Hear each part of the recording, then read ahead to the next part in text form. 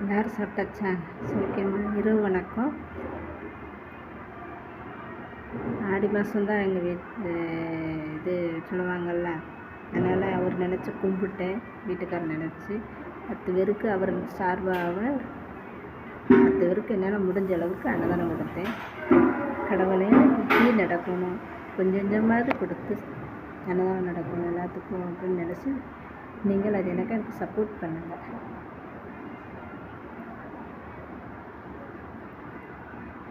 என்ன சொல்ல வந்தேன், இன்றைக்கி செல்லில் பார்த்தேன். ஆந்திரா பிரதேசில் நீ செல்லில் பார்த்தேன். சின்ன குழந்தை, 6 வயசு குழந்தை வீட்டு பாடம் எழுதலைன்னு அடிச்சிருக்காங்க. அவன் பச்சை குழந்தை. எனக்கு பார்த்தனே கஷ்டமாக இருந்துச்சு. ஏன் அதை பற்றி அடிக்கணும், என் கையில் கிடச்சுன்னா உச்சிண்டி பிடிச்சி ஒரு கொண்டிருக்கணும். உட்காந்து முதியில் வீட்டுப்பாடை எழுதுனா அதுக்காண்டி அடிக்கணுமா? ஒரு குழந்தைய அடித்து கொல்லணுமாங்க? ஒரு குழந்தை, பச்சை குழந்தைய எப்படி பேசணும்?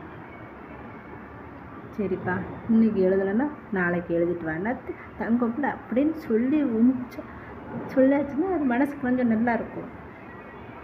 ஐயோ நம்ம டீச்சர் அடிச்சிருவாங்களோ, கொன்றுவாங்களோ, ஐயோ பயத்திலே பாதி மனசுக்கு செத்துருச்சு. ஏங்க இப்படி அந்த டீச்சர் இப்படி இருக்காங்க? சரியான தண்டனை கொடுக்கணும் இந்த டீச்சருக்கு.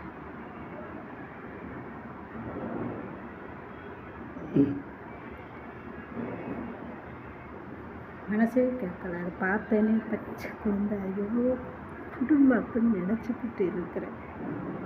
அவ்வளோ அடக்கலாம், அவ்வளோ உண்மையிலே மனசு வளைக்குதுன்னு. அந்த பச்சை குழந்தை, 6 வயசு குழந்தை இன்னும் பாவம் பண்ணிச்சு. கொஞ்சோடு சின்ன பிரச்சனை, வீட்டு பாடம் எழுதுன்னு அதுக்காண்டி போட்டு அடிக்கணுமா? அடிச்சு கொள்ளணும் அந்த குழந்தைய. எனக்கும் மனசு ரொம்ப வலிக்கு அந்த குழந்தைய பார்த்தேன்னு.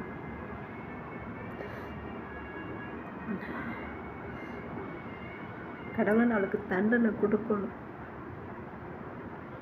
வீட்டு பாடம் எழுதாததுக்கு பச்சை குழந்தைய போட்டு அடிச்சிருக்காங்கன்னு சரியான தண்டனை கொடுக்கணும். ஆனால் அடுத்த வீடியோ பாருங்கள்.